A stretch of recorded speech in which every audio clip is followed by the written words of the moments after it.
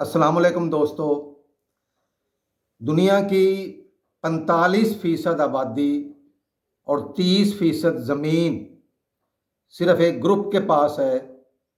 और अगर हम 2026 में पाकिस्तान इस क्लब का हिस्सा बनता है तो हम IMF की बजाय अपने नए बैंक से कर्जा ले सकेंगे।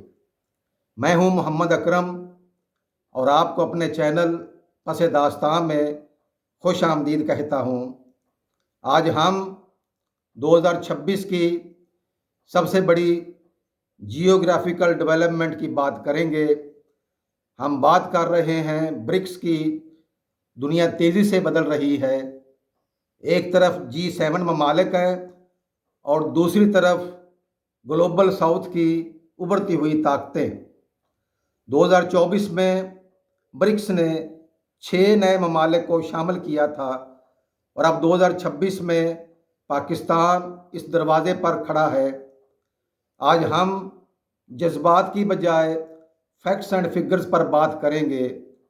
अगर पाकिस्तान 2026 में ब्रिक्स का फुल मेंबर या पार्टनर कंट्री बनता है तो हमारी मईशत पर इसका क्या असर होगा?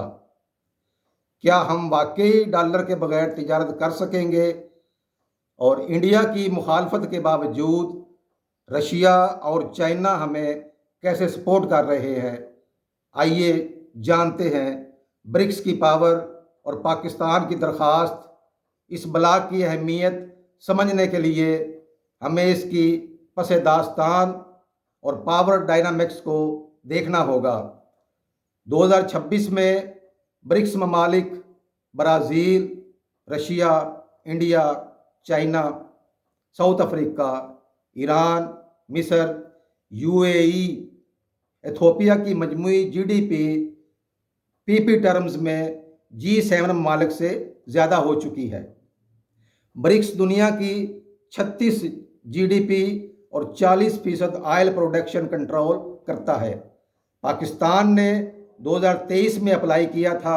2026 तक आते आते रशिया और चाइना की मदद से स्ट्रॉन्ग लॉबिंग की गई है। पाकिस्तान की अहमियत CPEC और गवादर की वजह से है, जो ब्रिक्स के belt and road initiative Asia तक रसाई के लिए एक की प्लेयर है। ब्रिक्स कोई सियासी नारा नहीं, ये एक मुआशी रियलिटी है। अगर 2026 में हम इसका हिस्सा बनते हैं तो IMF की शराइत सख्त होती हैं, मगर ब्रिक्स का अपना बैंक है जिसका नाम न्यू डेवलपमेंट बैंक है। NDB का कैपिटल बेस $100 बिलियन है। मेंबर बनने के बाद पाकिस्तान इंफ्रास्ट्रक्चर प्रोजेक्ट्स, डैम्स और रोड्स के लिए यहाँ से आसान शराइत पर लोन ले सकता है। 2026 में ब्रिक्स डेडोलाइजेशन डॉलर पर कम इन्हिसार करना पर काम कर रहा है।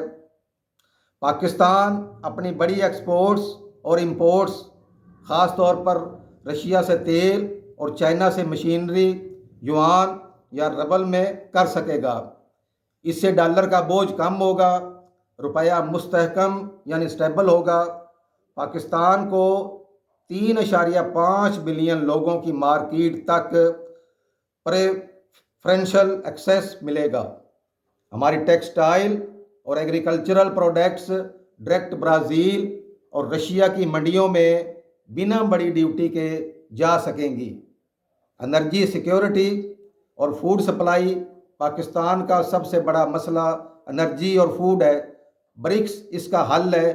ब्रिक्स में दुनिया के सबसे बड़े energy producers Russia, Iran, UAE शामिल हैं। मेंबर होने के नाते पाकिस्तान को डिस्काउंटेड ऑयल एंड गैस मिलना आसान होगा।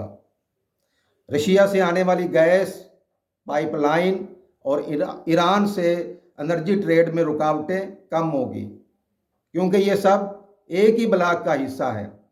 रशिया और ब्राज़ील दुनिया के बड़े अनाज और खाद्य प्रोड्यूसर्स हैं। 2026 में अगर हमारी ज़राअत को सस्ती खाद मिल जाए तो हम पैदावार 30% तक बढ़ा सकते हैं। सिर्फ चीज़ें नहीं, टेक्नोलॉजी भी। चाइना और रशिया को जॉइंट वेंचर से पाकिस्तान में आईटी और डिफेंस इंडस्ट्री को न्यू हाइट्स मिल सकती हैं। सियासी चैलेंजेस और इंडिया फैक्टर हमें हकीकत पसंद होना चाहिए। रास्ता आसान नहीं है। ब्रिक्स में फैसले कंसेंसस यानी सब की रजामंदी से होते हैं। इंडिया पाकिस्तान की मेंबरशिप का मुखालिफ रहा है। मॉडल 2026 में ब्रिक्स ने पार्टनर कंट्री का नया मॉडल मुतारफ़ करवाया है। अगर फुल मेंबरशिप भी में वक्त लगे तो पाकिस्तान इस कैटेगरी में आकर 80% फ़ायदा उठा सकता है। रशिया, चाइना और अब सऊदी अरेबिया, जो पाकिस्तान का पुराना दोस्त है, कि ब्रिक्स में मौजूदगी पाकिस्तान के लिए पॉजिटिव साइन है। ये ममालिक इंडिया को कन्विंस करने में अहम किरदार अदा कर रहे हैं। मेरे दोस्तों, 2026 का साल पाकिस्तान की फॉरेन पॉलिसी के लिए मेक और ब्रेक है।